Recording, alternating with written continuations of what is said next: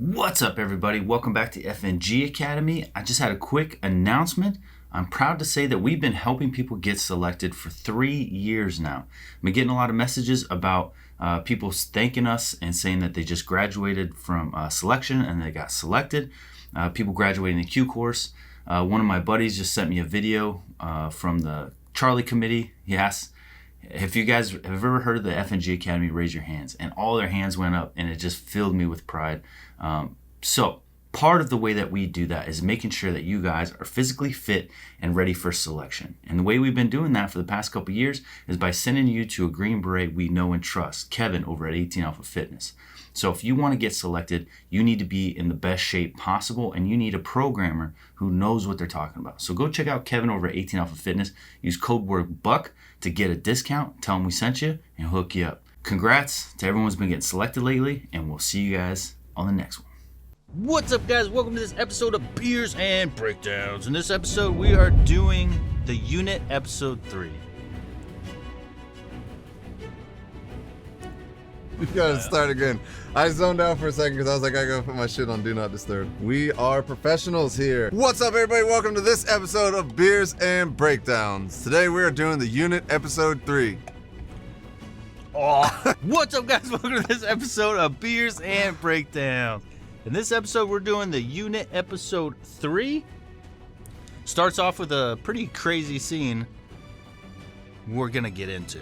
But before we get into that, I always heard, and you heard that too, that CAG does this? Yeah, so I've seen some other documentaries and other forms of media, and it's like, as a new guy on the team, that's kind of like your initiation or whatever. Is like to you're be in the shoot house? Like, yeah, but I mean, if you got to think about it though, the way they do it, like it's gonna instill confidence in your teammates. I mean, because you're right there.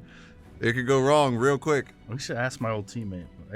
I'll text him later and ask him if they do that, because that's pretty wild. If that's something that they regularly do. So, all right, without further ado, let's jump into this scene, see what you guys think, and check it out. Yo, that's Top's exact car. No kidding? Best ride he ever rode, and never let that one go. Whoa. So yeah. Right before he left. Anything solid, you know. Sure, I Execute. Was never gonna.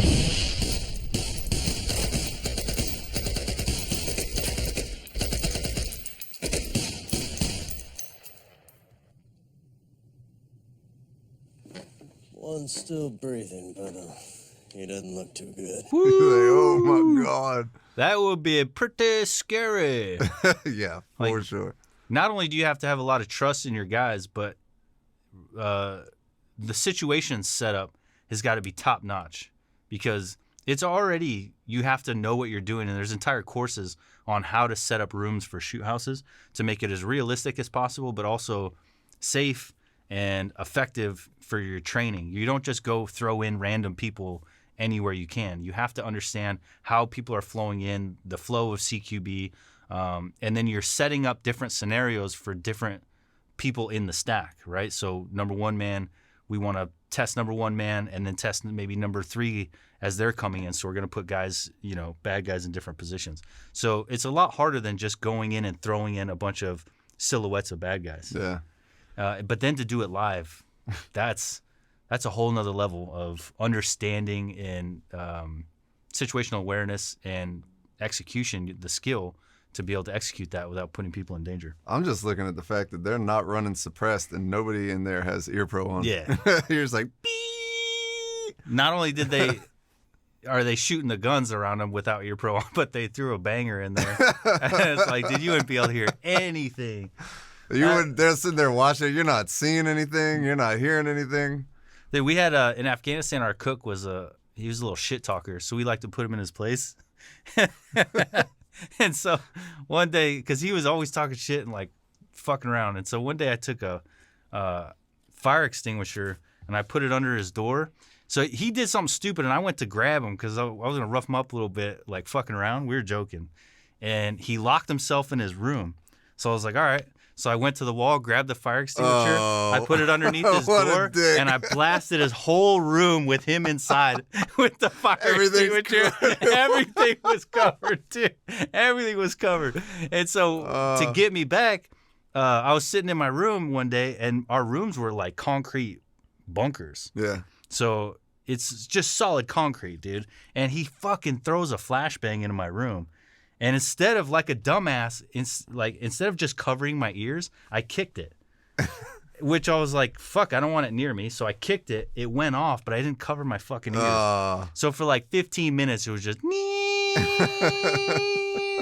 I was, dude, so I could imagine what they would be going through. And it's just intense ringing, and it sucks because it doesn't go away. Yeah, for sure. So, yeah, you definitely want some ear pro on. Execute.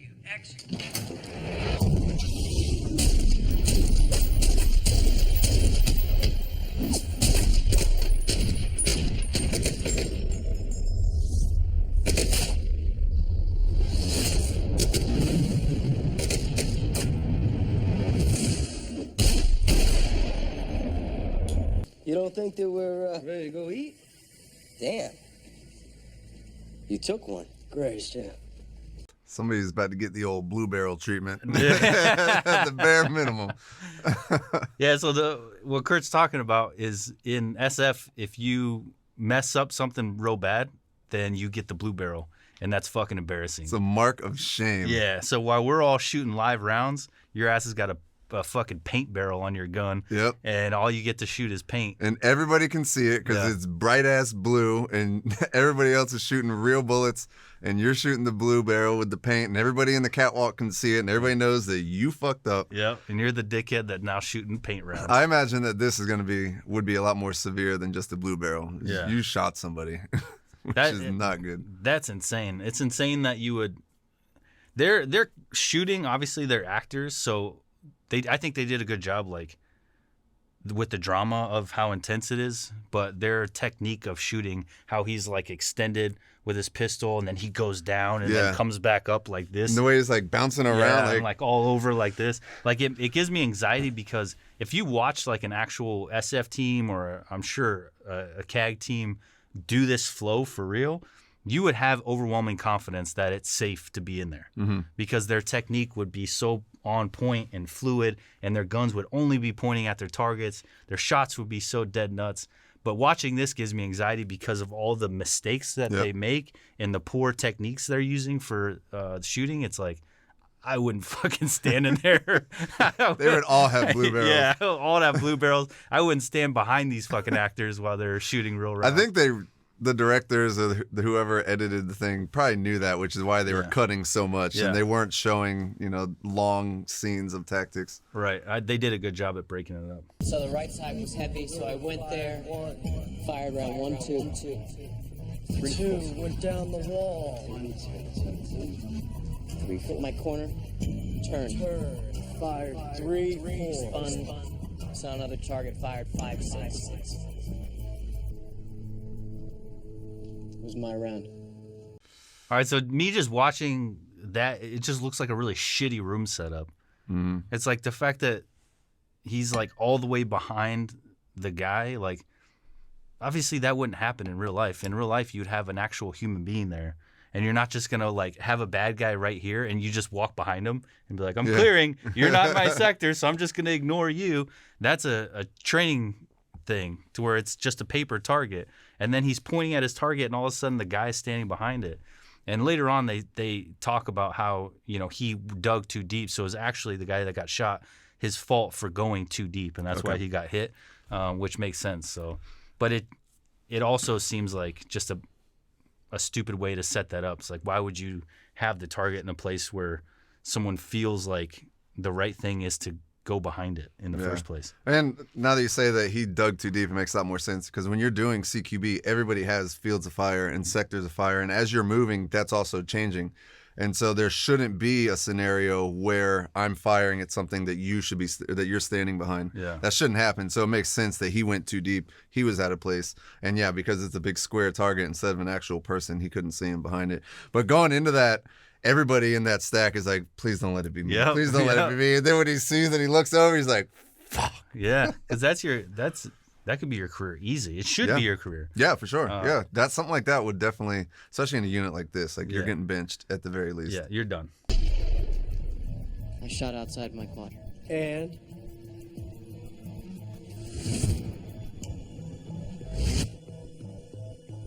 Fired before I saw deep. You remember that? I fired blind. Well, that's not good, is it? No, Is it gonna happen again? no, Why not? because I remember what I did. Let's see. Run it again, boys, live and in color. I do like that they're not giving him time to dwell on it. It's like, hey, you figured out what you did wrong. Full, back in the saddle. His nerves are through the roof. He's panicking. He doesn't know if his career's over. He just shot somebody, one of his own guys. Like, he's melting down inside. Yeah. Like, he may look Yeah. calm, cool, and collected, but in real life, and I'm sure this has happened in real life, like, for sure, training accidents happen. He's melting inside. And so the best thing that leader could do is to put him right back on the saddle. Either kick him off so he's done, or if you're not going to kick him off, put him right back in the saddle to get over it. Yeah. Because as the new guy, your biggest fear is doing something wrong. And you just did something really, really wrong. Just about the worst thing you could do. The only thing that would be worse than that is that you shot him in the chest and actually killed him. I remember like melting down inside as a new guy because the team sergeant would call us in and ask us random questions about like shit that we should know from the Ranger handbook or whatever. I didn't shoot anybody. I just said something wrong, and I'm just like, oh, fuck. Yeah. I can only imagine if you messed up like this. I had one of the Bravos when I was on the B team call me into his team room. And now that I know the Bravo, it's because he couldn't remember how to do it. And but he was like, you're going to teach the 50 cal class to my team. And I was like, dude, I haven't touched the 50 cal since the schoolhouse. I was like, I need a refresher on it. Like, I need to get back into my books. I would like to pull one out of the cage and like mess with it and refresh my memory. And he's like, nope, get in there and teach the class. I was like, fuck, dude. It did not go well. That's funny. My Delta used to do that shit. And it was the same thing because he didn't know. And he was like, hey, new guy, professional development. And that's what he'd always call it, professional development. Like, now that I know him, kind of like you, I'm like, bitch, you didn't know that shit. You're just over here trying to make yourself look good. Yep, exactly. Oh, and for the record, I still fast forward all the parts with the women in it. You're missing the story and the plot line, Sean. Dude, I like this show, but I have no idea who in their right mind thinks that we want to watch people's wives argue with each other. That's for the women. It's for the sensitive types to watch and to get them. And so now, as a husband and a wife duo, you can both watch and enjoy the show. There's no way my wife would watch this with me. Well, have you tried?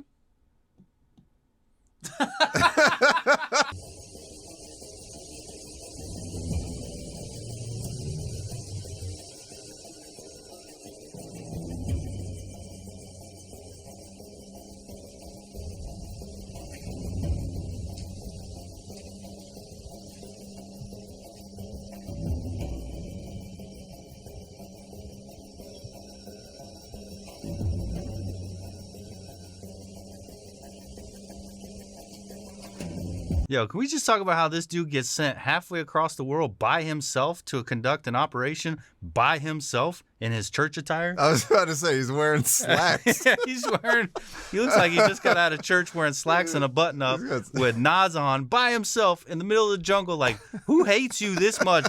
They're trying to kill you, my guy. He's like, here, take this PBS 14. Yeah. It's like, go conduct this insanely dangerous operation. Here's a pistol. With, a pistol. No air support. No, you're not your team. Nothing. Just good luck, That buddy. dude's in the jungle wearing a pair of loafers right now. It's like, this whole thing is just like, dude, who hates this guy? They're just Oh. hanging him out to dry. What happened? It's nothing. What do you... Stop it. What the hell happened? Is that a gunshot? I got trimmed. Shot. You got shot. Did you even clean it? It's nothing. No. Damn it, no. You don't come home. You don't do this to me again and give me nothing. And when you re-upped, I knew. When you went behind my... I'm with them, dude. I want to start throwing fucking tables, listening to her rant. Gosh, damn. Is that a gunshot? Like, bitch, do you know what I do for a living?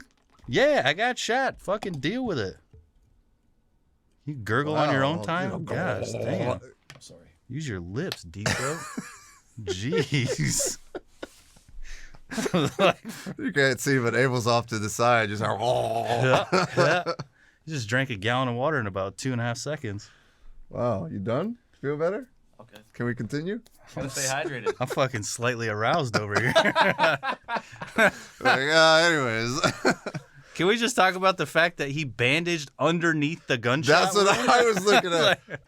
It's like you want your wife to fucking yell at you. It's like Got the old school cravat around his elbow. Like, what are you doing, dude? around his elbow. Is that what it was? Was it supposed to be a tourniquet? Like he tourniqueted his arm? I hope not, because that wouldn't make sense. And then he went home to do curls. He's like, oh, he's like yanking that too. I gotta make my arm strong again. Ah.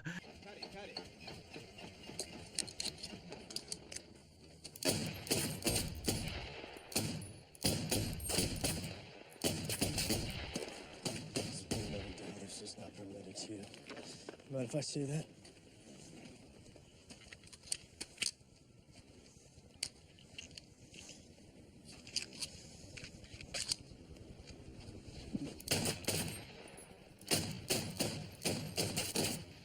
Damn, dude, you shoot a guy one time, he starts acting like a forever. You know? Like, bro, I grazed you. Fucking chill When are you out. going to get over it? Yeah, it's been a day and a half, bro. Move the on. I like his stance. He's got that old school, like, 1980s detective. Yeah. He's like, oh, fuck, what's the Childish Gambino in that video where he's like, ah. Dude, yeah, but what I do like about the scene is I feel like that's what operators do. We make a mistake, we go in and we fucking hone in on that mistake and we grind until that mistake will never happen again. Yeah. That's the way to handle it. And he's shooting until his fucking hands bleed to make sure that that never happens again. Not only that, but he's showing his team how much it affected him and how hard he's going to work to make sure it doesn't happen again. Which is equally as important, right. I think. Yeah, you can't just do that shit. You have to understand the vibe, and like people need to see you busting your ass because, they're always making the decision whether or not you're an asset or a liability. Yeah, and the other part that's important is they all, once he made the mistake, they all sat down and they talked their way through it. They figured out what the mistake was. They didn't shy away from it. A lot of people, when they make a mistake, they just want to put it in the past and be like, don't talk about it. I don't want to deal with it. But you have to, especially in, a high stakes environment like this, you have to figure out what went wrong, and you got to make sure, like he's doing now, that you're not going to make that mistake again. Yeah.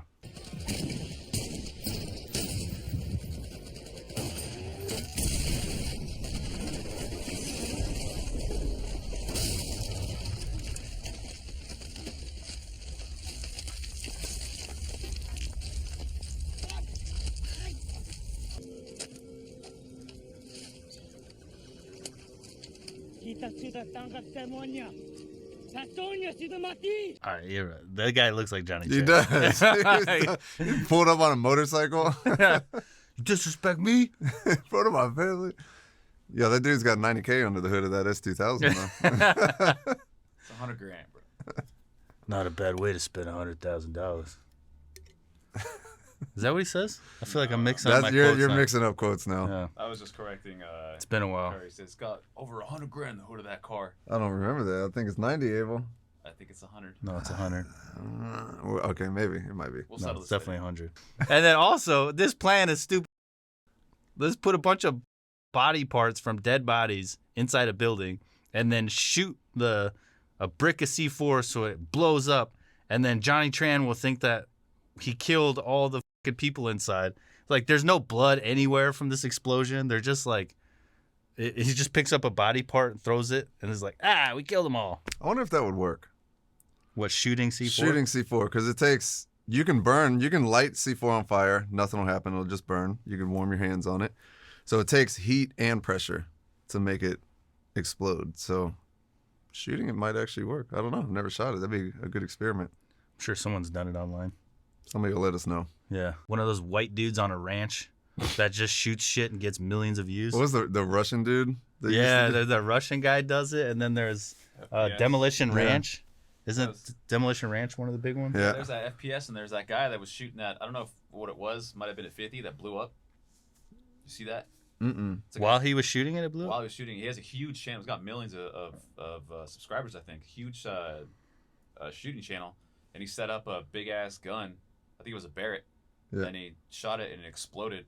Ooh. Did he get hurt? Went through. Oh, it fucked him up bad. Went through his neck. Oh. Like, fucked up his face. Like all this Damn. stuff. Like it took him a long time to recover. And then he shot it and it blew up again. But this time it didn't hurt him. I wouldn't shoot that anymore. No, fuck that. Yeah? You were out of position. A couple of steps over the line into my area. Sorry. Sorry doesn't put you back in position. Well, I ain't sorry about that. That's what we do at this level. Add the unexpected. Sorry's for the stuff after. I get you. Maybe we figured out a thing or two. Yo, I just love how this guy, Max Martini, is like, it's typical Army shit, right? Like, we're so good at handling relationships with our boys and like understanding that the new guy's been through enough and now you got to bring him back and, you know, have a heart to heart with him and apologize and understand where he's coming from and then go home and slap the out of your wife. It's like, dude, you're so good at like understanding human interaction with another bro, but then your wife says, "You got shot," and he's like, "Shut up!" Boom. Fucking flipping tables and shit. All right, guys, hope you enjoyed that episode of Beers and Breakdowns, the unit episode 3. Do you want us to continue with this show? Let us know. What ones would you like us to see? List in the comments below. We read all the comments, so thank you guys for all the interaction. Like, subscribe, all that stuff helps out a lot. I know it's kind of weird for people always be like and subscribe, but it makes it what we do important. It makes it matter, and it pushes it for the algorithm so more people see, which helps us a lot. So thank you guys. And then also we have seen a lot of the comments that you guys want us to continue with Band of Brothers, which we're doing, the Pacific. So all those shows, let us know which ones that you want to keep going, because we forget that like we do them all kind of like months out, but at some point, if you don't hit it for a long time, you could just binge straight through each episode. Yeah. So once that playlist is there, then you could just watch, you know, the full season. And that's our goal, is to get these seasons completely knocked out. So if you really like Band of Brothers, you could just watch us react to each episode in its entirety of the whole series. Like, that would be pretty badass. It would be, yeah. It'll take us a couple years to get them all done, but, you know, at the end of the day, it'll eventually be done. That'd be fun. It would be. See you guys on the next one. Peace.